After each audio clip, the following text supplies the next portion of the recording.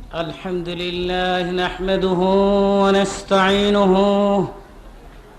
ونستغفره ونؤمن به ونتوكل عليه ونعوذ بالله من شرور أنفسنا ومن سيئات أعمالنا. من يهده الله فلا مضل له ومن يضلله فلا هادي له. ونشهد أن لا إله إلا الله وحده لا شريك له ونشهد أن محمدا عبده ورسوله الذي أرسله بالحق بشيرا ونذيرا وداعيا إلى الله بإذنه سراجا وقمرا منيرا. السلام عليكم ورحمة الله وبركاته.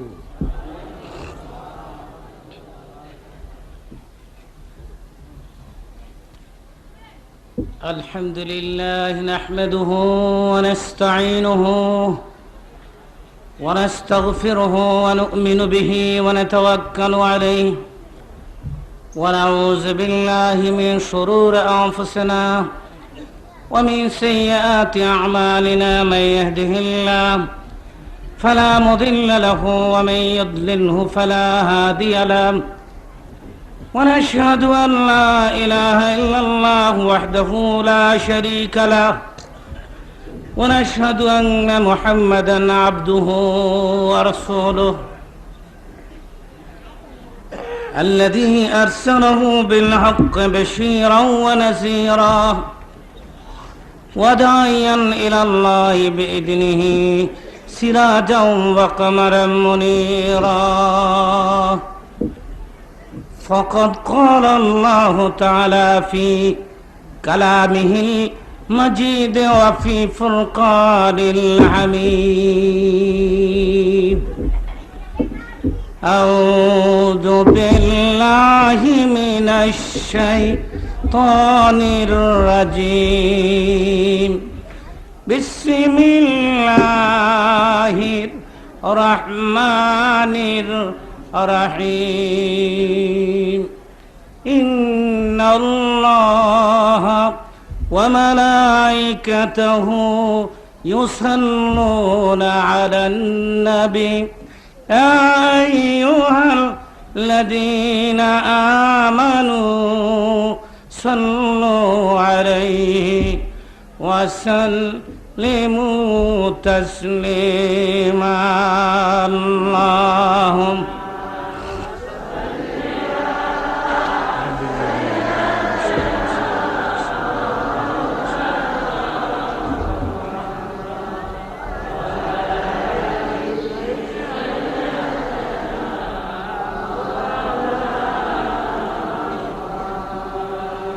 জোরে জোরে পড়ো দুরূদ ও মুমিন ভাই বসিয়া, মোদের দুরূদ শোনেন নবীজি রওজা পাকে শুইয়া। আল্লাহ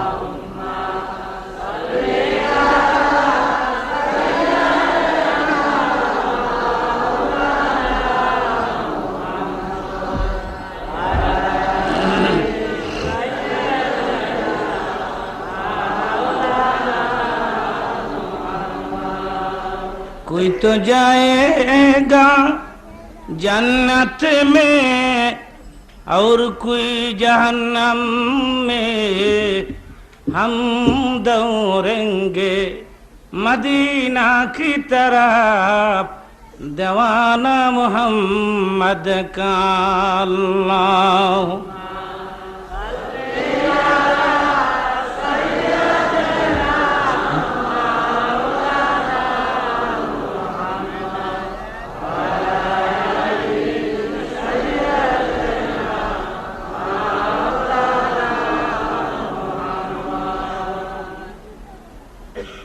দুই দিন ব্যাপী ইসলামী সম্মেলনের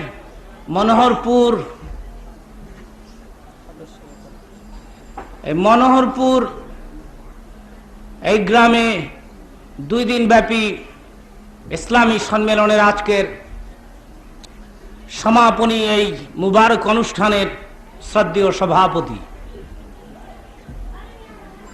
অনুষ্ঠানে উপস্থিত সম্মানিত হযরত উলামায়ে কেরাম এবং উপস্থিত মাধবদী এলাকার ইসলাম প্রিয়, দিন প্রিয় মুসলমান আমার ভাইরা, পর্দার অন্তরালে মা ও বোনেরা, মহান আল্লাহ তাবারক ওয়া তাআলা তার দরবারে জানাচ্ছি অসংখ্য শুকর, যিনি আমাদেরকে মুসলমান করেছেন, যিনি আমাদেরকে তার হাবিবের উম্মত করেছেন, যিনি আমাদেরকে মুবারক অনুষ্ঠানে উপস্থিত হওয়ার তৌফিক দান করেছেন। আজকের এই দিনে বৃহস্পতিবার দিবাগত রাত, জুমেরাত, অত্যন্ত মুবারক রাত। এই রাতে আল্লাহ রাব্বুল আলামিন আমাদেরকে আজকের এই মুবারক অনুষ্ঠানে উপস্থিত হওয়ার তৌফিক দান করেছেন। সবাই বলুন আলহামদুলিল্লাহ।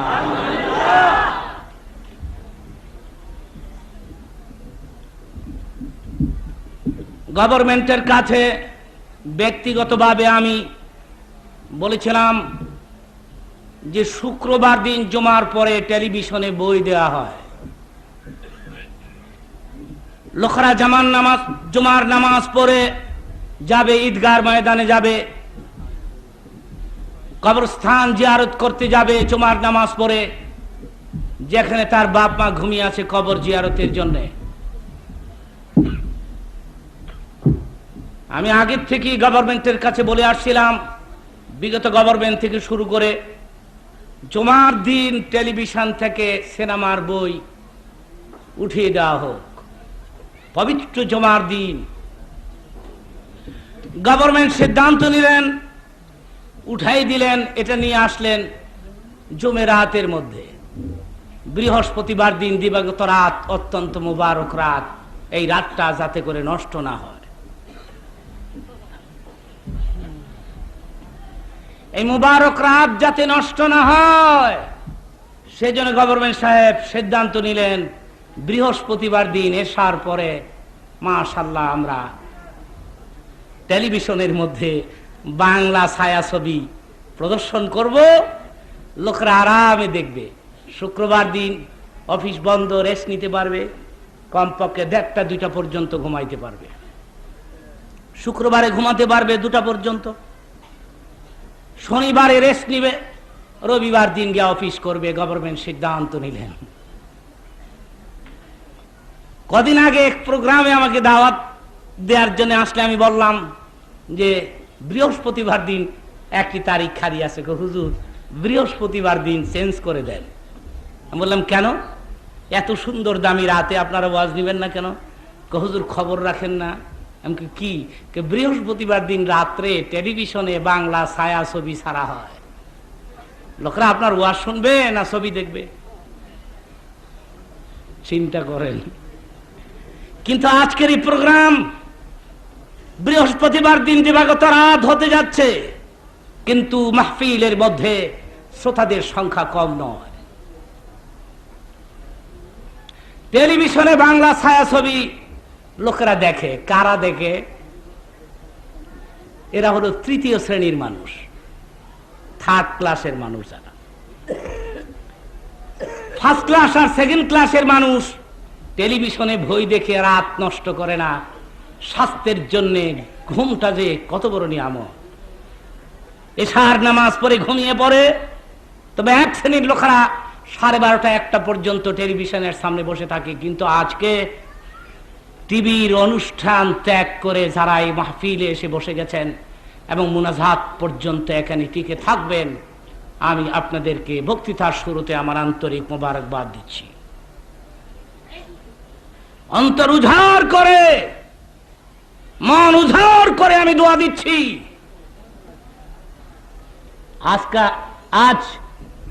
আজকে আপনারা জেহাদ করেছেন, টেলিভিশনের বইয়ের বিরুদ্ধে জেহাদ করেছেন, জেহাদে আপনারা কৃতকার্য হয়েছেন। আপনারা বিজয় লাভ করেছেন।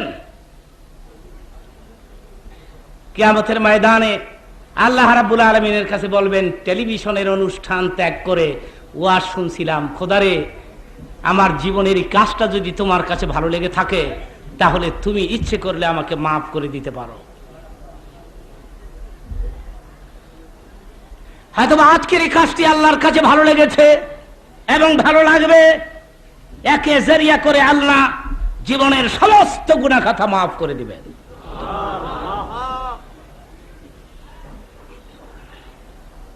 সুতরাং যতক্ষণ না আমি মুনাজাতের মধ্যে হাত উঠাবো, যেহেতু আজকে আমার পরে আর কোনো বক্তা নাই, কোনো আলোচক এখানে আর আজকের জন্য নাই, আজকে আমি শেষ বক্তা, সর্বশেষ আলোচক আমি, এবং আমি আপনাদেরকে নিয়ে ইনশাআল্লাহ তাআলা আজকের সম্মেলনের শেষ মুনাজাত পরিচালনা করব। সবাই বলুন আলহামদুলিল্লাহ।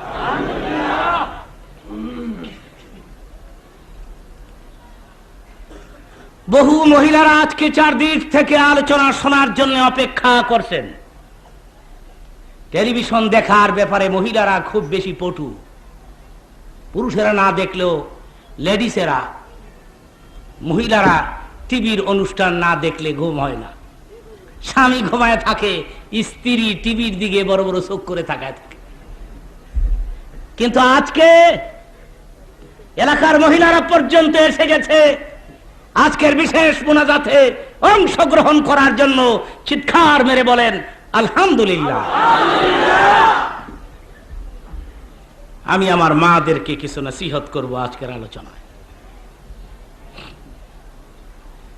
মুহাম্মদুর রাসূলুল্লাহ সাল্লাল্লাহু আলাইহি ওয়াসাল্লাম সর্বমোট 14টি বিয়ে করেছেন। আপনারা বলুন আলহামদুলিল্লাহ। নাউজুবিল্লাহ বলা যাবে? নবীর বেলায় কোনো সমালোচনা নাই। সাহস থাকলে একটু সমালোচনা করুন, সাহস থাকলে একটু বলুন না নবী এই কাজটা খারাপ করছে, এত বিয়া কেন করছে। সাহস থাকলে বলুন। ঈমান থাকবে? কথা বললে ভালো করে বলবেন, ঈমান থাকবে? আয়াতে কারিমা নাজিল হচ্ছে ফাআনকিহু মা তাবা লাকুম মিনান নিসাই মাসানা ওয়া সুলাসা ওয়া রুবাহা ওয়া ইন খিফতুম আল্লা তা'দিলু ফাওয়াহিদাতান। এই আয়াত যেদিন আল্লাহ রাব্বুল আলামিন অবতীর্ণ করলেন, অবতীর্ণ করে বলে দিলেন 4 জনের অধিক স্ত্রী রাখা যাবে না, 4-এর অধিক বেগম রাখা যাবে না। আয়াতে কারিমা যখন নাযিল হয়ে গেল তখন রাসূলের কাছে স্ত্রীদের সংখ্যা 9 জন। আলহামদুলিল্লাহ বলুন। অন্যান্য সাহাবীদের অবস্থান সুস্থ দেমাগে আমার কথাগুলো বুঝলে কিছু শিখতে পারবেন। আমি তো কোনো মুখস্থ ওয়াজ করি না, আমি কাউকে ফলো করি না, কাউকে নকল করি না, কোনো বক্তাকে জীবনে নকল করি না। আমি যা বলি আমার জীবনে রিসার্চ গবেষণা করে যা পাই এগুলি আমি আপনাদেরকে শোনাই। সুতরাং সুস্থ দেমাগে প্রতিটি কথা আল্লাহর ওয়াস্তে বোঝার চেষ্টা করবেন, তাহলে কিছু শিখতে পারবেন।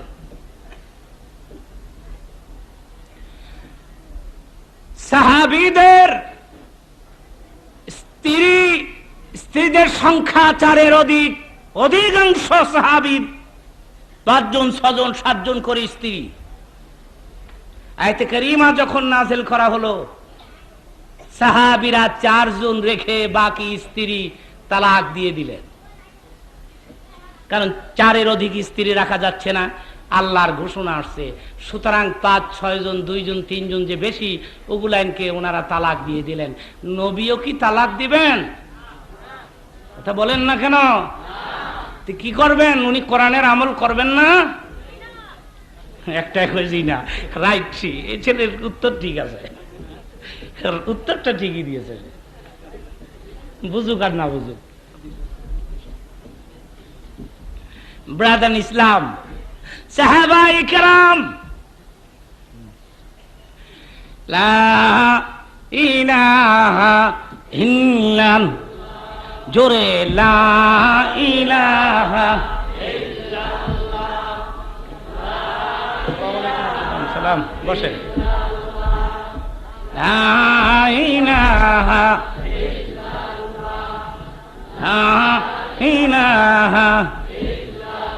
জিকির মাঝে মধ্যে আমি করব অবশ্যই, তখন একটু মহব্বতের সাথে জিকির করবেন।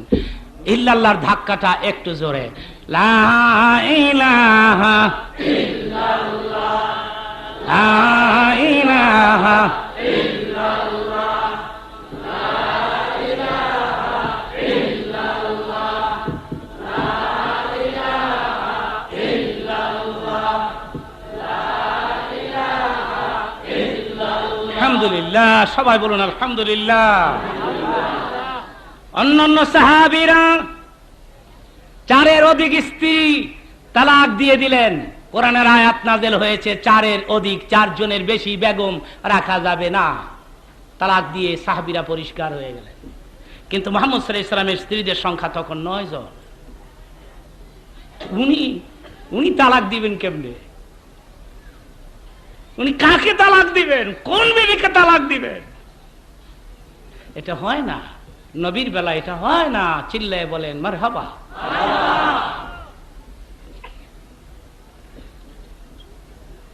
কিতাবের মধ্যে এসেছেন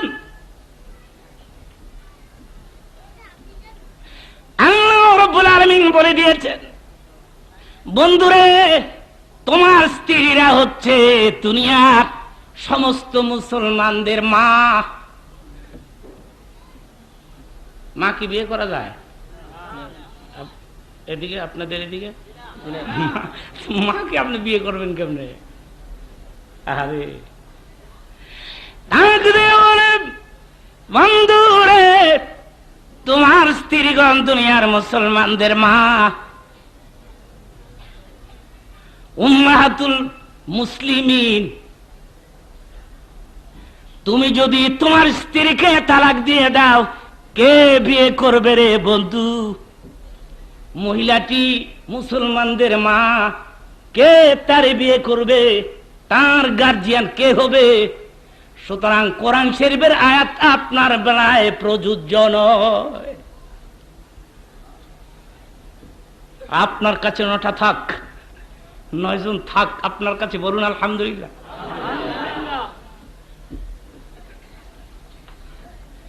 কিতাবের মধ্যে আসছে তুমি একটা কাজ নবীজি করেছেন, সেটা হলো আয়াতে কারিমা যেদিন নাযিল হয়েছে এরপর থেকে নতুন করে আর কোনো বিয়ে উনি করেন নাই।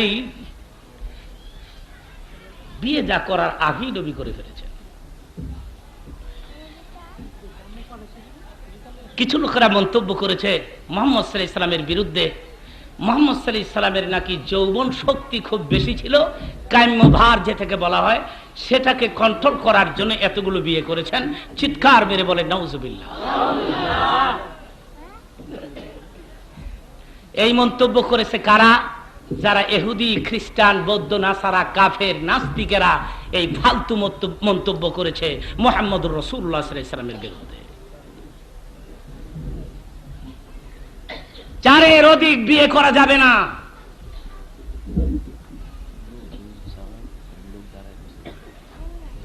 অনেক জায়গা খালি আছে, কত জায়গা খালি আছে। মাঝে মাঝে ফাঁকা থাকলে ফাঁকাটা ফিল আপ করে আপনারা বসুন, আরামে বসুন, শরীর ছেড়ে দিয়ে আরামে বসুন। এটা তো একটা ক্লাস চলছে, ক্লাস। আপনারা ছাত্র আর আমি হচ্ছি শিক্ষক, মনে কিছু নিবেন না। আবার আমি যখন নিচে বসবো আপনি চেয়ারে বসবেন, আপনি হবেন শিক্ষক, আমি হব ছাত্র। ফাঁকা জায়গা বন্ধ করে দেন। যদি বন্ধ না করেন তাইলে ওই ফাঁকার মধ্যে শয়তান এসে বসবে, বসে আস্তে আস্তে ধোকা দিবে। টেলিভিশনে বই আরম্ভ হইব, তুই জানোস না কয়টার আরম্ভ হইব, তুই জানোস না, সুতরাং তুই এখানে তাইস না। হ্যাঁ ঠিক না? হ্যাঁ হ্যাঁ, শয়তান ডান্ডা দিয়া আপনার পিঠে জোরে জোরে আঘাত করবে আর বলবে টিভি দেখবি না। যুক্তিবাদী রে ভাবি, কিন্তু টিভি তো পাইতি না। একটা লোক এখান থেকে লড়বেন না, কেউ লড়বেন না, চুপচাপ করে পেছনে যারা আসবে আপনারা ভেতরে আস্তে আস্তে করে ঢুকে পড়বেন। নবী পাকের শানে রাসূলের দাম্পত্য জীবনটা আমি আমার মা বোনদের হেদায়েতের জন্য, আপনাদের হেদায়েতের জন্য পেশ করতেছি এবং হুজুরের জীবনী থেকে, কোরআন হাদিসের দৃষ্টিকোণ থেকে আমি আমার আলোচনা আপনাদের সামনে রাখছি।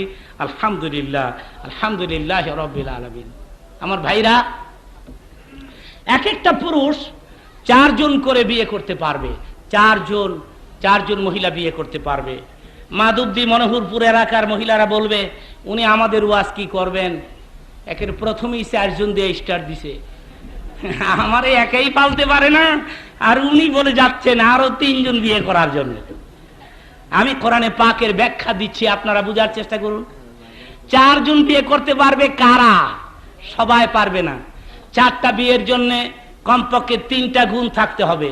প্রথম গুণ হলো স্বাস্থ্যগত যোগ্যতা থাকতে হবে, 4 বিবিকে মুগ্ধ করে রাখতে হবে। নাম্বার 2 হলো আপনার অর্থনৈতিক ভালো ক্যাপিটাল থাকতে হবে, অনেক টাকার মালিক থাকতে হবে। 4 বিবিকে অল সেপারেট 4টা বাড়ি নির্মাণ করে দিতে হবে। 4 বাড়িতে 4 বিবি থাকবে, কমপক্ষে 4টা ঘর তো অবশ্য কর্তব্য, নাকি এক রুমে 4 জন লয়ে পড়ে থাকবেন? এখন মহিলারা বুঝবেন আমি কেন এই কথাটা বললাম। বিয়ে করা যাবে কি যাবে না? আমার ভাইরা, আর একটা কোয়ালিটি থাকতে হবে 4টা বিবির জন্য, সেটা কি? ইনসাফ করতে হবে। ইনসাফ, গুইনা গুইনা কথা বলতে হবে। স্ত্রীর সঙ্গে 10 কথা, 2 নম্বরের কাছে গিয়া 10 কথা। কোনো মতে যদি 2 নম্বরের কাছে গিয়া 11 কথা কইতারেন, কিয়ামতের ময়দানে আল্লাহ বলবে এদিকে আয়, কয়টা বিয়া করছিলি? তো বন্দা বলবে আল্লাহ আপনি জানেন না কয়টা করছিলাম?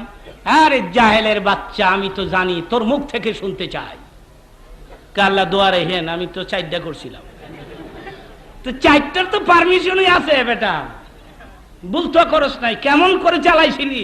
আল্লাহ আপনি জানেন না, প্রথম একটা করছি, 3-4টার মা হয়ে গেছে, পরে ফরিদপুর গিয়ে আরেকটা ঘুরে লাইছি, আগের ডার ভাল লাগে না আমার। আল্লাহ বলবেন এইভাবে করে তো তোকে বিয়ে করতে বলি নাই। মুহাম্মদুর রাসূলুল্লাহ কেন বিয়ে করেছেন, বিবিদের সঙ্গে কেমন ব্যবহার করতেন, আজকের বক্তৃতায় এই কথাগুলো আমি আপনাদের সামনে রাখতে যাচ্ছি ইনশাআল্লাহ তাআলা। উনি জীবনের প্রথম বিয়ে করেছেন খাদিজাতুল কুবরাকে। খাদিজার বয়স তখন কত জানি? 40। তাহলে আপনারাও তো মোটামুটি জানেন, ভালোই জানেন, খারাপ না। 40। নবীর বয়স তখন কত? 25। কোথায় 25 আর কোথায়? আপনারা আমার প্রশ্নের জবাব দিবেন, কেন এই বিধবা? ইতিপূর্বে খাদিজার 2 জায়গায় বিয়ে হয়েছে, ছেলেবেলাও হয়েছে, বিধবা প্রায় বৃদ্ধা, 40 বছর হয়ে গেছে খাদিজার বয়স। কেন এই খাদিজার বিয়ে করলেন আল্লাহর হাবিব? কোন কুমারী মেয়ে উনি বিয়ে করতে পারতেন না? রূপসী কুমারী, কথা বলেন না কেন? মনোহরপুরের ভাইরা, কুমারী, রূপসী, সুরসী, সুন্দরী যুবতী মুহাম্মদ সাল্লাল্লাহু আলাইহি সাল্লাম বিয়ে করতে পারতেন না? মক্কার সুন্দরীরা রাসূলকে চয়েস করতো না? চেহারা খারাপ ছিল? সুন্দর কম ছিলেন? নাকটা সেবডা ছিল? মুহাম্মদ সাল্লাল্লাহু আলাইহি সাল্লামের মতো রূপের পুরুষ তো এই পৃথিবীতে আর হয় না। আমরা শুনেছি ইউসুফ আলাইহিস সালাম বড় রূপের নবী, কিন্তু আমার নবীর সাথে কোনো তুলনা হয়? হাদিস শরীফের মধ্যে আসছে, নবী বলেছেন ইউসুফ আমার ভাই, সাদা সুন্দর আর আমি হইছি লাল সুন্দর। লাল সুন্দরের ডিমান্ড বেশি মার্কেটে, সাদাটার ডিমান্ড কম। কদিন আগে ইংল্যান্ডে একটা বক্তৃতা ছিল আমার, মাস 2 আগে। তো ওখানে আপনারা আমাকে দোয়া করেন, আমি জানি প্রায় 30টা প্রোগ্রামে আমি কথা বলেছি ইংল্যান্ডে। তো আমি বললাম, ইংল্যান্ডের জনগণ, তোমরা দাবি করেছ তোমরা পৃথিবীর সবচাইতে বড় সুন্দর, আমিও মানি তোমরা সুন্দর, তবে সাদা সুন্দর, দেখলে বুমির ভাব হয়। কত বড় কথা! আপনি ইংল্যান্ডের মতো জমিনে ইংল্যান্ডের মানুষদেরকে ক্রিটিসাইজ করে, হেয় প্রতিপন্ন করে বক্তব্য দিবেন, সাহস তো কম না। আপনার জেল হয়ে যাবে, জেলের ভাত খাইতে হবে, কিন্তু আমার জেল হয় না। কেন হয় না জানেন? আমি বলেছি তোমরা সুন্দর, সাদা সুন্দর, দেখলে ভূমি হয়। মুহাম্মদ সাল্লাল্লাহু আলাইহি সাল্লাম ছিলেন লাল সুন্দর। এই যে মোহাম্মদ সাল্লাল্লাহু আলাইহি সাল্লাম লাল সুন্দর এই কথাটা বলেছি পরে, এই জন্য আমার বিরুদ্ধে কোনো মামলা হয় নাই, কেস হয় নাই, কারণ ওরাও স্বীকার করে তাইলে মোহাম্মদ সাল্লাল্লাহু আলাইহি সাল্লাম সবচেয়ে বেশি সুন্দর। আমরাও স্বীকার করি, চিৎকার মেরে বলেন সুবহানাল্লাহ। নিউ ইয়র্কে সবচেয়ে বড় একটা লাইব্রেরি আছে আমেরিকাতে। আমি আমার জীবনের প্রথম আমি ওই লাইব্রেরি দেখতে গেলাম, গিয়ে দেখি লাইব্রেরির মধ্যে পৃথিবীর বড় বড় মহামানব মহামনীষীদের নামের লিস্ট করা হয়েছে। তাই আমি ভাবলাম পৃথিবীর বড় বড় মানুষের নাম, একের প্রথম নাম, the first name the prophet মুহাম্মদুর রাসূলুল্লাহ সাল্লাল্লাহু আলাইহি ওয়াসাল্লাম। প্রথম নামটাই মুহাম্মদুর রাসূলুল্লাহ সাল্লাল্লাহু আলাইহি ওয়াসাল্লাম। আমেরিকার লোকেরাও আমার নবীকে সিরিয়াল নম্বর 2 তে আনে নাই, 2 নম্বরে আনে নাই। চিল্লায় বলেন মারহাবা। ভাইরা আমার, মুহাম্মদুর রাসূলুল্লাহ সাল্লাল্লাহু আলাইহি ওয়াসাল্লাম যে কত সুন্দর ছিলেন। জামালে হুসনে ইউসুফ পর ফকত আশিক जुलेखा थी, मोहम्मद की रूह रोशनी पर सारे दुनिया फिदा थी। ইউসুফের রূপের পাগল একজন, তার নাম জুলেখা। জুলেখন কি নাম? জুলেখা। আর মুহাম্মদ সাল্লাল্লাহু আলাইহি ওয়াসাল্লামের রূপের পাগল সারা দুনিয়া, সারা পৃথিবী, 18,000 মাখলুকাত। আল্লাহ নিজে তোর রূপের পাগল, চিৎকার মেরে বলেন সুবহানাল্লাহ। মক্কার কোন মহিলা আছে মিয়া মুহাম্মদ সাল্লাল্লাহু আলাইহি ওয়াসাল্লামকে চয়েস করবে না? হুজুরের দীর্ঘ 10 বছরের খাদিম ছিলেন হযরতে আনাস রাদিয়াল্লাহু তাআলা আনহু। বহু হাদিস আনাস থেকে বর্ণিত হয়েছে। একদিন আনাস থেকে বলে, নবীজি গো, আমি তো আপনার খাদেম গোলাম, আমি যদি আমার বাড়িতে আপনাকে দাওয়াত দেই আপনি যাবেন না গো নবীজি? নবীজি বললেন, আগে দাওয়াত দাও, এরপরে দেখা যাবে আমি যাই কি না যাই। দাওয়াত তো আগে দিবে। হুজুর, আমার মা কইছে আজকে এশার নামাজের পরে আমগো বাড়িতে আপনার দাওয়াত। ঠিক আছে, তোর মাকে গিয়ে বলে আস, আমি আজকে এশার নামাজের পরে তোদের ঘরে যাব। ভাইরা আমার, তো এশার নামাজের পরে নবী গেছেন। একটা রুম সাজানো হয়েছে নবীর জন্য, বিছনা দেওয়া হয়েছে। নবীজি বসে আছেন, চুপ করে বসে আছেন। আনাসের মায়ের রুমে বসে আছেন হযরতে আনাস রাদিয়াল্লাহু তাআলা। হযরতে আনাস, আনাসের মা বৃদ্ধা মাতা, উনি পূর্ণিমার রাত ছিল, এটা বাদেশা তো পূর্ণিমার রাত। তো দরজার মধ্যে দাঁড়ায়া একবার হুজুরের চেহারার দিকে তাকায়, আর একবার চাঁদের দিকে তাকায়। কত রূপের ছিলেন মুহাম্মদ সাল্লাল্লাহু আলাইহি ওয়াসাল্লাম। ডাক দিয়ে বলে, আনাস মা গো, একবার তুমি চাঁদ দেখো আর একবার নবীর চেহারা দেখো। কি গো মা, কি গো মা? হযরতে আনাসের মা ডাক দিয়ে বলে, আনাস রে, একবার আমি চাঁদ দেখি আর একবার নবীর মুখখানা দেখি। চাঁদের দিকে তাকায় দেখ রে আনাস, খোদার কসম চাঁদের পেটে কলঙ্ক আছে, নবীজির চেহারার মধ্যে কোনো কলঙ্ক নাই।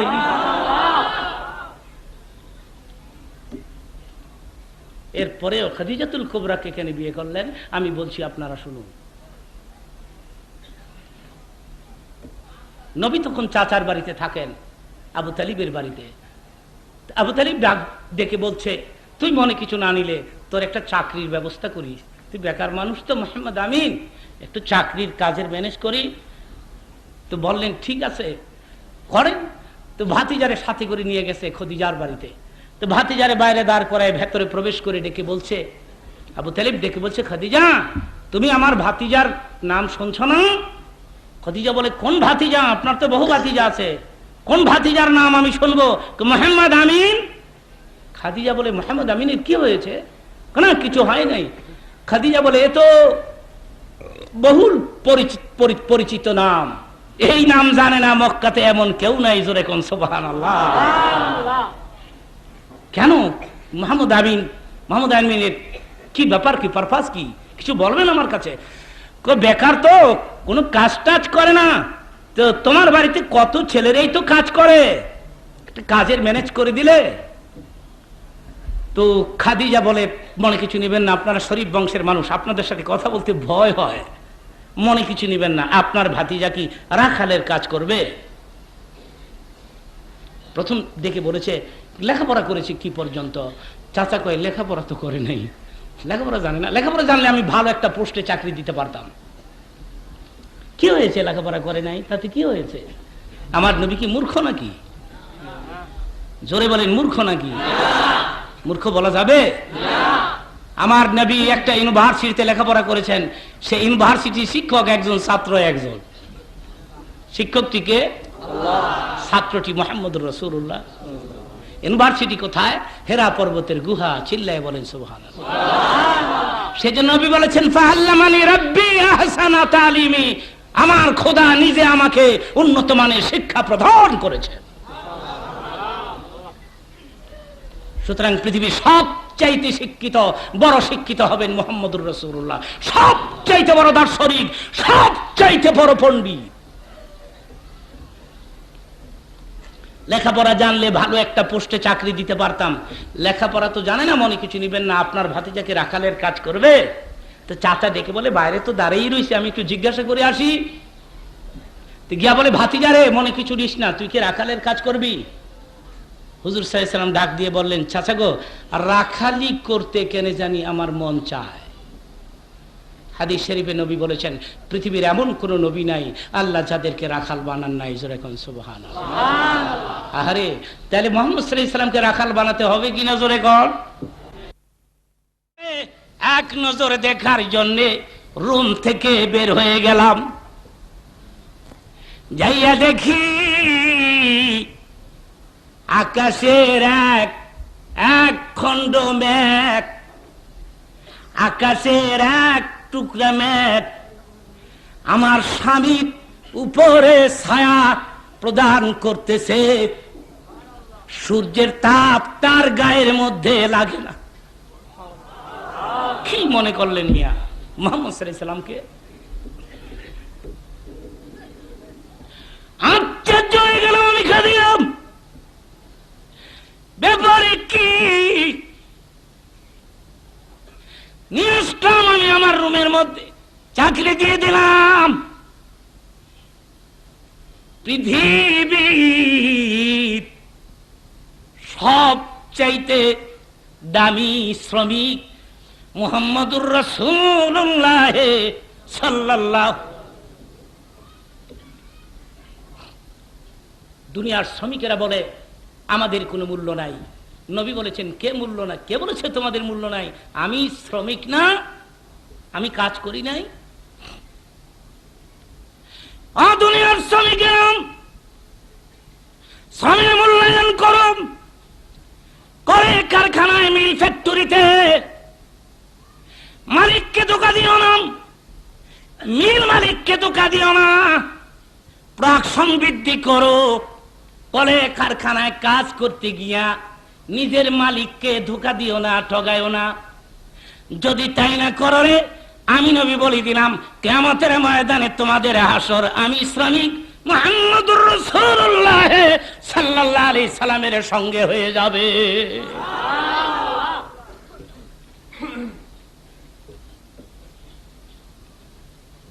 নবীর বয়স তখন 25 হয়ে গেছে, খদিজার বয়স তখন 40 হয়ে গেছে। তখন এই রাখালি পোস্টের থেকে প্রমোশনের পরে প্রমোশন দিতে দিতে দিতে দিতে এখন আমার নবী আপনার জিএম হয়ে গেছে, জেনারেল ম্যানেজার। খদিজাতুল কুবরার বিজনেস পারপাসে উনি জিএম। তো একদিন মালিক জিএম কে খবর দিয়েছে, জিএম সাহেব একটু আসুন। নবী গেছেন মালিকের সঙ্গে কথা বলতে। কেমন আছেন জিএম সাহেব? মাহমুদ আমিন কেমন আছেন? তখন নবীর বয়স 25 বছর। নবীজি বললেন, আলহামদুলিল্লাহ ভালো আছি। আচ্ছা জিএম সাহেব, আপনার মনে আছে আপনাকে আমি কোন পোস্টে অ্যাপয়েন্টমেন্ট দিয়েছিলাম? মনে আছে তো? নবীজি বললেন, মনে আছে, রাখালি পোস্টে। এই রাখাল থেকে আমি আপনাকে প্রমোশনের পরে প্রমোশন দিতে দিতে দিতে দিতে একেবারে হেড অফ দ্য ডিপার্টমেন্ট, আপনি হচ্ছেন জিএম, জেনারেল ম্যানেজার। মাহমুদ আমিন, আপনাকে আমি জিএম করেছি। নবীজি বললেন, আপনি করেছেন? আমি আমার যোগ্যতার ফলে জিএম হয়েছি, যোগ্যতার ফলে আমি কাজ করেছি। খাদিজা বললেন, অবশ্যই আপনার যোগ্যতা আছে, আপনার ক্যাপাসিটি আছে, আপনার হিকমত আছে, আপনার অভিজ্ঞতা আছে, এটা আমি মানি। তবে জিএম সাহেব, মালিকেরও কিছু ইচ্ছা থাকা লাগে। নবীজি বললেন, আপনাকে অশেষ ধন্যবাদ যে আপনি আমাকে জিএম করেছেন। খাদিজাতুল কুবরা বলেন, জিএম সাহেব, এখানে তো আমি আর আপনি ছাড়া কেউ নাই, আমি একটি প্রস্তাব আপনার কাছে পেশ করব। হয়তো ইচ্ছে হলে ইয়েস কইবেন, না হয় খালি নট কইবেন। দুই শব্দ ছাড়া আর কিছু আপনি বলবেন না। যদি ইয়েস কন, আমি ব্যবস্থা করব, আর যদি নট কন, তাহলে আপনি কথাটা হজম করবেন, আমি হজম করব, মক্কার কেউ যেন না জানে। নবীজি ভাবলেন, কি ব্যাপারে বলবেন, কি সব কে জানে, না আবার বিদেশ তিদেশ পাঠায়, ব্যাপারটা কি নবীজি বুঝতে পারেন নাই। তো বললেন, বলুন বলুন, আমি বিবেচনা করব, দেখব, চিন্তা করব। খাদিজাতুল কুবরা সেদিন বললেন, জিএম সাহেব, মনে কিছু নিবেন না, আমি খাদিজা চাচ্ছিলাম বাকি জিন্দগি আপনার খেদমত করতে, আপনার স্ত্রী হয়ে। চিন্তা করেন আমার ভাইরা, এই চান্স কেডা সারে? কোটি কোটি টাকার মালিক হয়ে যাইব গা, বয়স মরলে 200 বছর হোক গা, কোটি কোটি টাকার মালিক হয়ে যাইব গা, এই চান্স সারে কেডা রে মিয়া? হ্যাঁ, কিন্তু হুজুরের গোটা জীবন দুনিয়ার সমস্ত মানুষের জন্য উন্নত মানের আদর্শ। চিল্লায় বলেন মারহাবা। লাকাদ কানা লাকুম ফি রাসূলিল্লাহি উসওয়াতুন হাসানাহ। হুজুরের জীবনের মধ্যে কোনো স্পট থাকবে না, কোনো কলঙ্ক থাকবে না, কোনো দাগ থাকবে না। বলেন সুবহানাল্লাহ। নবীজি বললেন, খাদিজা, আপনার প্রস্তাব আমি বিবেচনা করব, তবে আমার গার্জিয়ান আছে, উইদাউট পারমিশন আমার গার্জিয়ানের আমি আপনাকে ইয়েস নট কিছুই বলতে পারতেছি না। গার্জিয়ান আছে, আমার গার্জিয়ান আছে, চলে গেছেন বাড়িতে ছুটি নিয়ে চাচার কাছে। তো চাচার রুমে প্রবেশ করে কয়, চাচা চাচা একটা কথা বলি। কি? যে খদিজার বাড়িতে আমাকে একদিন চাকরি দেওয়ার জন্য ধন্না দিয়েছিলেন আপনি, সে খদিজা আপনার ভাতিজার স্ত্রী হতে চায়। চাচা কয়, কস কি তুই? এটা ঠিক করে কস তো? ঠিক করে কি? তোমরাই না আমারে কইছো আল আমিন, তোমরাই না কইছো আমি কোনো মিথ্যা জানি না। গোটা দেশের মানুষ বলে আমি আল আমিন, মোহাম্মদ আমিন, অতি বিশ্বাসী। তুই কি কইস? আমি কি কম? আপনার পারমিশন ছাড়া আপনি আসেন না? আমার বাপ নাই, তাতে কি হয়েছে? আপনি আসেন না? আপনি তো আমার চাচা। গার্জিয়ানের পারমিশন ছাড়া রাস্তাঘাটে বিয়ে করা যায় না। রাসূলের জীবনে এখানে এটি আমাদের শিক্ষা দিয়েছে। চিৎকার মেরে বলেন সুবহানাল্লাহ। আর আমাদের চরিত্র হলো ছেলে মেয়ে বাইজ্ঞা গিয়া কাজীর অফিসে আগে বিয়া পড়াইলা, বিয়া আগে পড়াইলা, পরে গিয়া বাবার পাও হইরা থাক মনে, মার ঠ্যাং সিরালা মনে। কথা তো এগুলি হচ্ছে আমাদের দেশে। আমরা মুহাম্মদ সাল্লাল্লাহু আলাইহি সাল্লামের জীবনই জানি না, আসলে আমরা তাকে ফলো করি না। আমার ভাইরা,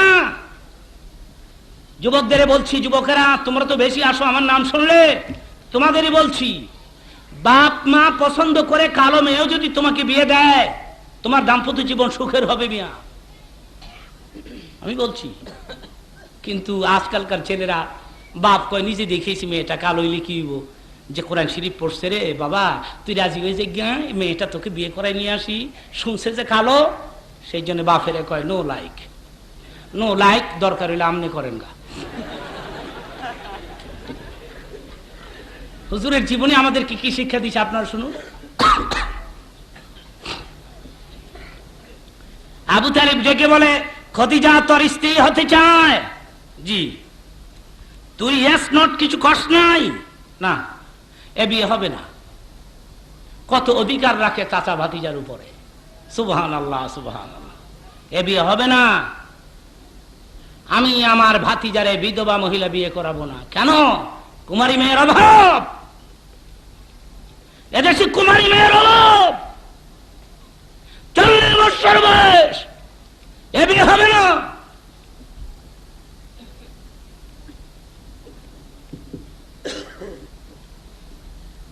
নবীজি বললেন, আপনি রাজি না হলে আমিও রাজি নাই।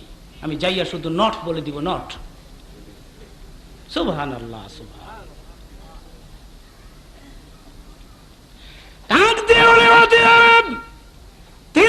সময় আমার দে, 3 দিন পরে আমি বলে দিব বিয়ে হবে কি হবে না।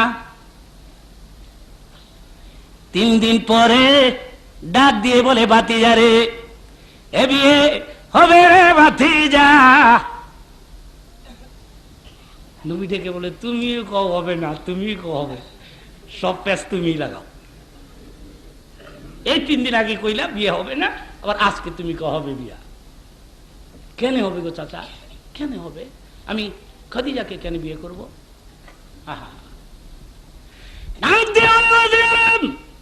3 দিন ধরে আমি চিন্তা করে দেখছি, এমন একদিন হবে রে মক্কার মানুষ তোর দুশ্মন হয়ে যাবে।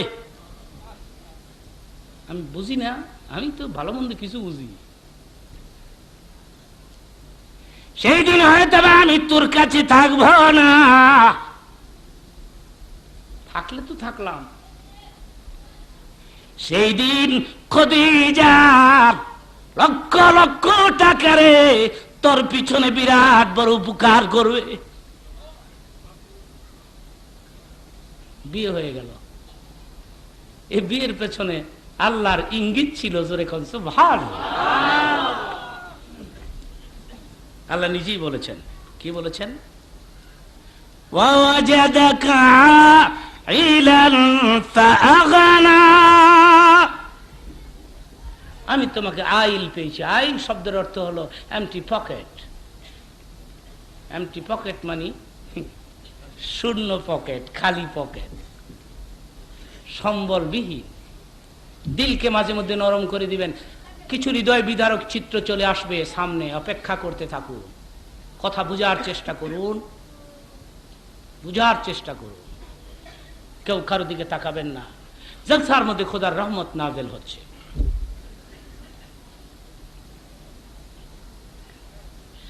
বিয়ে হয়ে গেল।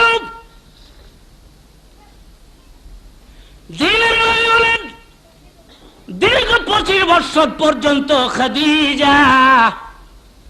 খাদিজার সাথে আমার দাম্পত্য জীবন 25 বছর। 25 বছরের মধ্যে আমি দ্বিতীয় বিয়ের কল্পনাও করি নাই। চিন্তা করেন, 40 বছরের এই বিধবা মহিলা রাসূলকে কিভাবে ম্যানেজ করেছেন। সুবহানাল্লাহ বলেন মিয়া, সুবহানাল্লাহ।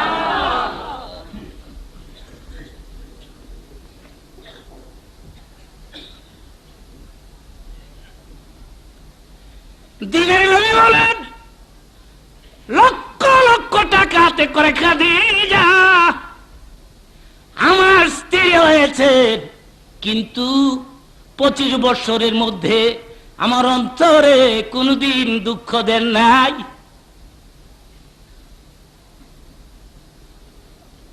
কোনদিন বলে নাই নবী গো এত বেশি কথা কোন, টাকা পয়সা তো আমার, বলে নাই। বরং ডাক দিয়ে একদিন, যে বিষয় সম্পদ আমি সব আপনার পায়ের নিচে কোরবানি দিলাম। খাদিজা রে, এগুলি তো তোমার, তুমি আমাকে দিয়ে দিচ্ছ কেন? ডাক দিয়ে বলে, খাদিজা কে বলেছে আমার? এতদিন ছিল আমার, আর আসলে আমার না। বন্ধুরে, যেই দিন তোমার এই বরকতি মুবারক পায়ের ছোঁয়া আমার ঘরের দুয়ারে লেগেছে, সেই দিন থেকে আমার ব্যবসা বাণিজ্যের মধ্যে উন্নতি। আসলে অর্থ সম্পদ আমার নয় গো নবীজি, আপনার, আপনার কদমের ছোঁয়ায় এগুলি হচ্ছে। মূল মালিক হচ্ছেন আপনি, জোরে কোন সুবহানাল্লাহ।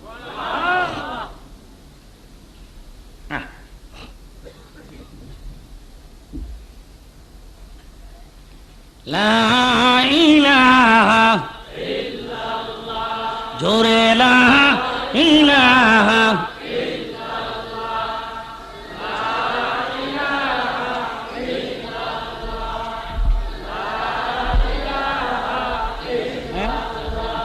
ইল্লাল্লাহ, লা ইলাহা ইল্লাল্লাহ। এটা কি শুনেন? স্টেজে এখান থেকে কেউ কি ইশারা দিবেন না, ক্ষতি হয় আমার। কেউ আসলে পেছনে বলবে লা ইলাহা, অল্প সময় নয়, লা ইলাহা। আমার ভাইরা, হ্যাঁ একটু থামেন, প্রোগ্রাম থেকে কেউ লড়বেন না। কি হয়েছে? এই যে একটা দুইটা লোক লড়লেন, কি হয়েছে? কোনো অসুখ হয়েছে? পেটে ব্যথা, পেটে ব্যথা, পায়খানার হাজত হয়েছে?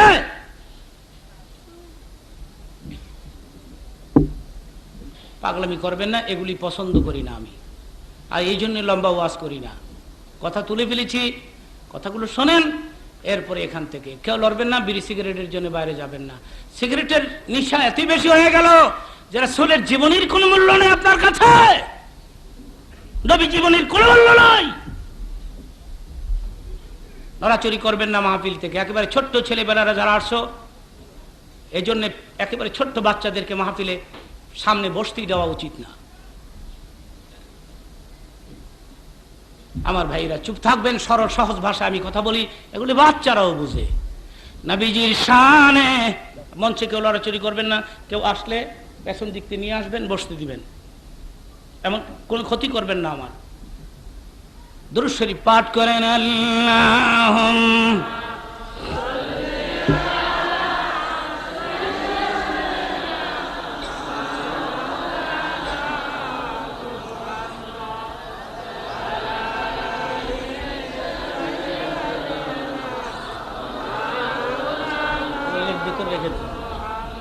আরো জোরে আল্লাহুম্মা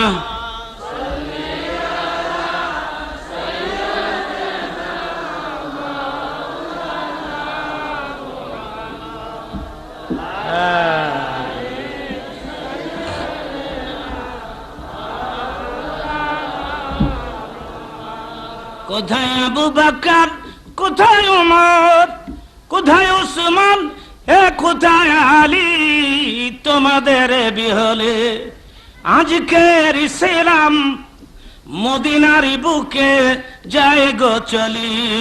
আল্লাহ জোরে জোরে আলহামদুলিল্লাহ।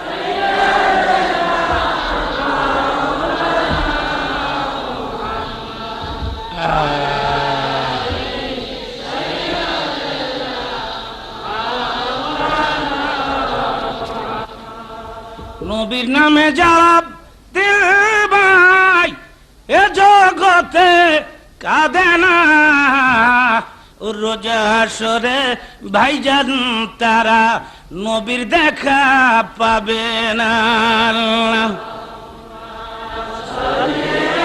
আলহামদুলিল্লাহ।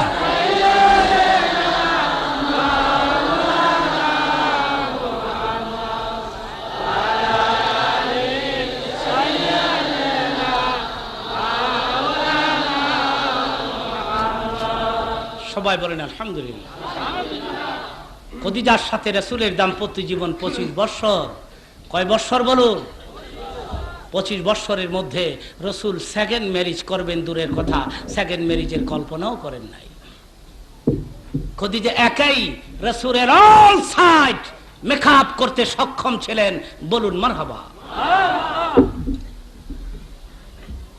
এই খদিজা যেদিন ইন্তেকাল করবেন, মহিলাদেরকে বলছি, আমার মা বোনেরা আপনারা শুনুন, খদিজাতুল কুবরা যেদিন ইন্তেকাল করবেন, খদিজার ভাগ্য এত ভালো যে রাসূলের ডাইন উরাত, রাসূলের এই ডাইন উরাত খদিজার বালিশ হয়েছে।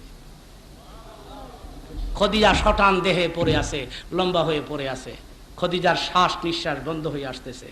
হযরত ফাতেমার বয়স ছিল তখন অল্প, ওনার বয়স ছিল 8 থেকে 9 বছর মাত্র, উনি ছোট তখন। তো খদিজা যখন মারা যাচ্ছেন, তো খদিজা হুজুরের চেহারার দিকে তাকিয়ে আছেন।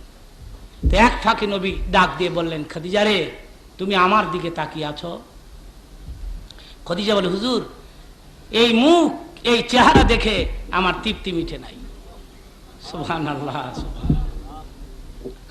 অমনি নজর করে দেখে খদিজার গাল বেয়ে বেয়ে পানির ফোঁটা ঝরে ঝরে পড়ছে।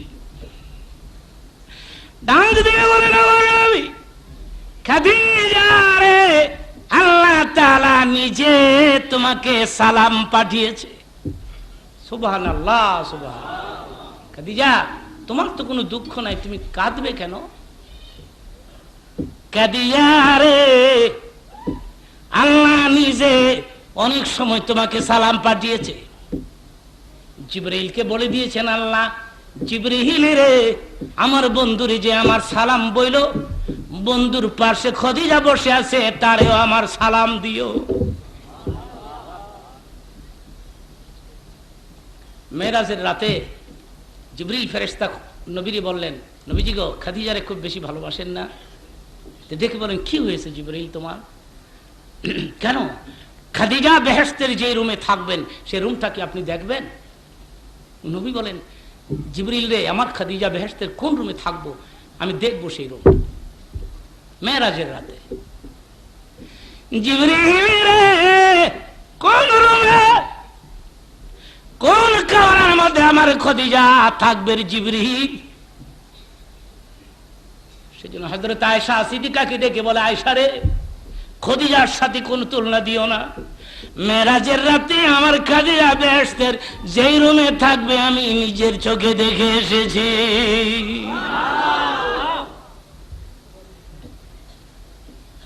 খাদিজা, তুমি কাঁদছো কেন?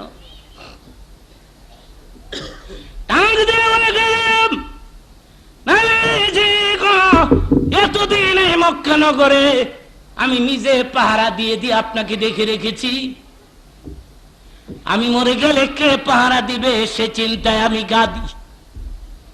কে দেখে রাখবে গো নবীজি আপনাকে? কথা তো বাস্তব সত্য। ঘরে ফিরতে একটু দেরি করলে খাদিজা ঘর থেকে বের হয়ে যেতেন। ফিরতে একটু দেরি করলে বের হয়ে যেতেন। মক্কার ঘরে ঘরে, অলিতে গলিতে তোমরা কেউ দেখেছো আমার স্বামীকে? দেখেছো?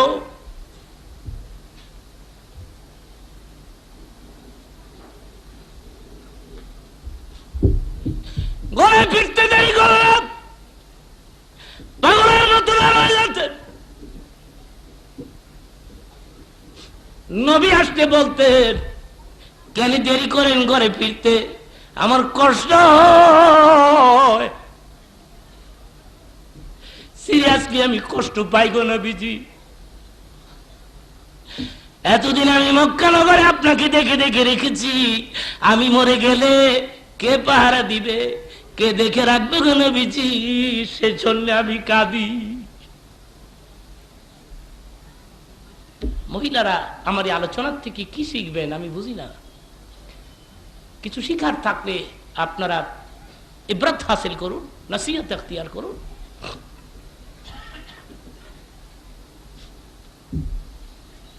ফাতেমার বয়স অল্প, 9-10 বৎসরের ফাতেমা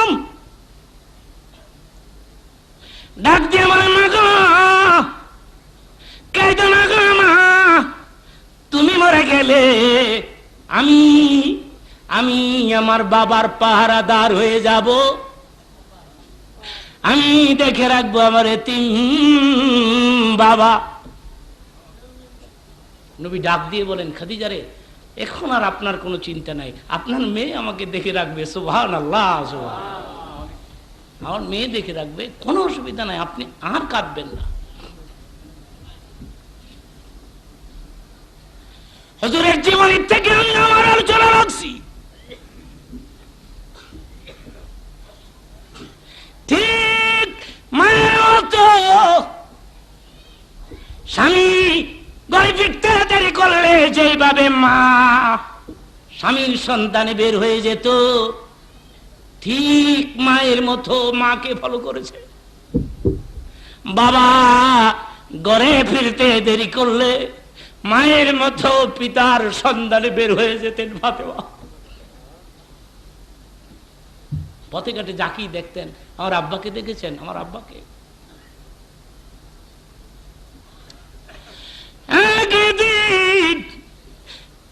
কাওয়া ঘরের সামনে গিয়ে দেখে উতবা সাহেবা দাঁড়িয়ে আছে। উতবা সাহেবা রাসূলের সবচেয়ে বড় দুশমন। দেখে বলে, চাচা গো, পথ দিয়ে আমার বাবারে যাইতে দেখছনি? উতবা ডেকে বলে, ফাতেমা রে, তুমি তো বালক মানুষ, তুমি তো বালিকা, তোমার কাছে গোপন রাখা উচিত না। কি হয়েছে গো চাচা? আমার আব্বার কিছু হয়েছে? ফাতেমা, তোর বাবা কারাগারের সামনে সিজদা করতেছিল, কারা জানি উটের নারী বুড়ি টেনে এনে রে ফাতেমা তোমার বাবার উপরে নারী বুড়ির চাপ দিয়া চলে গেছে। কিন্তু কিতাবের মধ্যে আসছে কাজটাই বদমাশ দুটাই করেছে, নিজের এই কাজ করেছে, কিন্তু ফাতেমার কাছে গোপন রেখেছে। ফাতেমা রে, নারী বুড়ির ভেতরে তোমার বাবা পড়ে আছে, কারাগারের সামনে। হযরত ফাতেমা কলিজার মধ্যে আগুন লেগে গেছে, একটা দৌড় দিও বাবার উপরে ঝাঁপ দিয়ে পড়ে গেছে। নারী বুড়িগুলি টেনে টেনে সরাইয়া বাবারে ডাক দিয়ে বলে, বাবা গো, জীবনে কোনোদিন মিথ্যা কথা বলো নাই, চুরি করো নাই, অন্যায় করো নাই রে বাবা। কোন ভিক্ষুক জীবনে কোনদিন তোমার দুয়ার থেকে শূন্য হাতে ফিরে নাই, জীবনে কাউরে গালি দাও নাই, কারো দিকে চক্ষু লাল করে তুমি কথা বলো নাই। তাই রে মক্কার লোকেরা তোমাকে কি জন্য কষ্ট দেয় বাবা?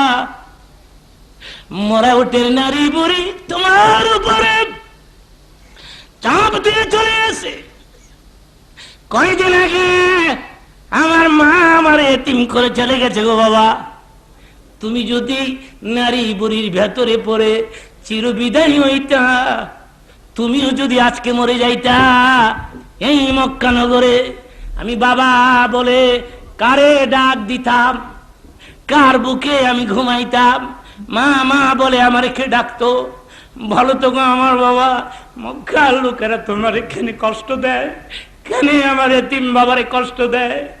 আল্লাহ রে, আজ আমি কারো কথা মানবো না, আমার এতিম বাবারে যারা কষ্ট দেয়, আল্লাহ তুমি এদের বিচার করো।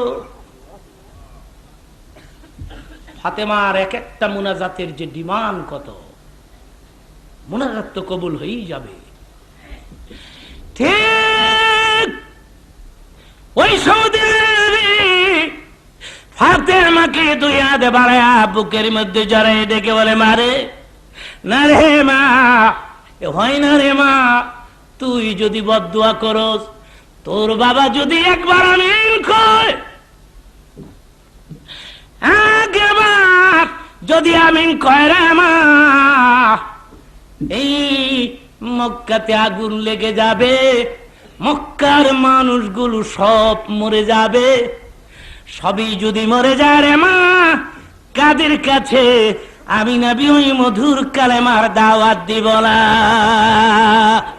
এরা ইল্লাল্লাহু মুহাম্মাদুর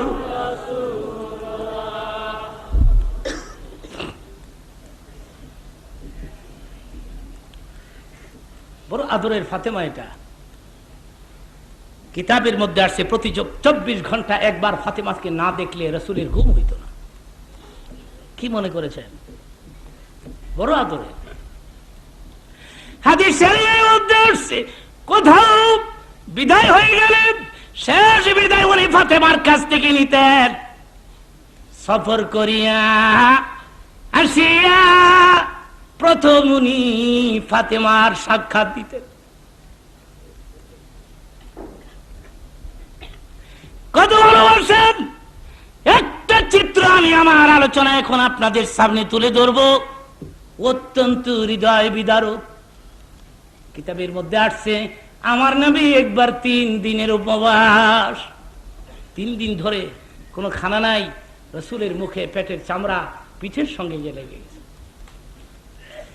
আবু বকরকে ওমরকে সাথে করে চলে গেছেন সাহাবী আবু আইয়ুব আনসারীর বাড়িতে। আবু আইয়ুব আনসারী বড় ধনী সাহাবী ছিলেন। বাড়ির বাইরে দাঁড়ায়া ডাক দিছে আবু আইয়ুব। নবীর কণ্ঠ আবু আইয়ুবের কান স্পর্শ করলে আবু আইয়ুব একটা দৌড় বেড়ে দরওয়াজা খুলে নজর করে দেখে নবী দাঁড়িয়ে আছে। ডান পাশে বাম পাশে আবু বকর ওমর। চেহারা দেখে বুঝতে পেরেছে রাসূল ক্ষুধার্ত। বসার ম্যানেজ করিয়া ভেতরে ঢুকিয়া স্ত্রীকে ডেকে বলে, এমন দামি তিনজন মেহমান আমার বাড়ির দুয়ারে এসেছে, খোদার কসম আল্লাহর জমিনের চাইতে দামি মেহমান আর হয় না। কথা যে কত বাস্তব সত্য, এদের চেয়ে দামি মেহমান আর কোথায় আছে বলে। বিবি রে জলদি করে রুটি বানাও, গোশত বুনা করো রে বিবি। রুটি গোশত হয়ে গেলেন 3টা প্লেটে করে আবু আইয়ুব নবীজির সামনে আবু বকর ওমরের সামনে 22 রিয়ালে প্রদান করে ডেকে বলে, নবীজি গো আপনি বিসমিল্লাহ ধরুন। কিতাবের মধ্যে আসছে নবীজি অপেক্ষা করতেছেন, কার যেন অপেক্ষা করেন। উনি বিসমিল্লাহ দেন না, লুকমা শুরু করেন না। আবু বকর বারবার নবীর চেহারার দিকে নজর করে ভাবছেন 3 দিনের ক্ষুধার্ত নবী কার অপেক্ষা করে রে নবী। নবীর আগে তো লোকমা দেয়া বেয়াদবি। ব্যাপার কি রে? নবীজির সামনে হাজার ডেকে বলে, নবী গো কার অপেক্ষা করতেছেন আমার? আমি তো প্রচুর রুটি গোশত খেয়ে ফেলেছি সকাল থেকে। আমার বিবি তো কত রুটি গোশত খেয়ে ফেলেছে। নবী গো আমার ছেলে মেয়ে এরাও তো কত রুটি গোশত খেয়ে পেয়েছে, কার অপেক্ষা করেন গো নবী? আমার কাছে খুলে বলেন।